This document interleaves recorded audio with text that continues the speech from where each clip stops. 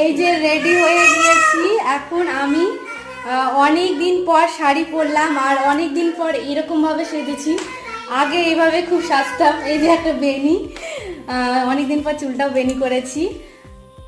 ও তোমাদের তো বলাই হলো না কেন রেডি হয়েছি আজকে যাব, একটা নিমন্ত্রণ ছিল, একটা পুচকির মুখে ভাত, তো সেখানেই যাব। তো চলো এখন এখানে চলে এসেছি দোকানে, আর এইখান থেকে একটা হচ্ছে প্রেজেন্টেশন নিয়ে নিব। তো এই সমস্ত কিছু ডিজাইন তোমাদেরকে দেখাচ্ছিলাম, কাকুটা বললে একটু ভিডিও করো এগুলোর মানে দেখানোর জন্য ডিজাইনগুলো।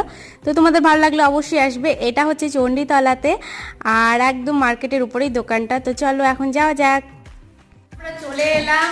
তো যাওয়ার সময় তো ভিডিও করেছিলাম আর ওখানে গিয়ে ভিডিও করিনি, কারণ সব জায়গাতে ভিডিও করা উচিত না, সবাই পছন্দ করে না সবটা।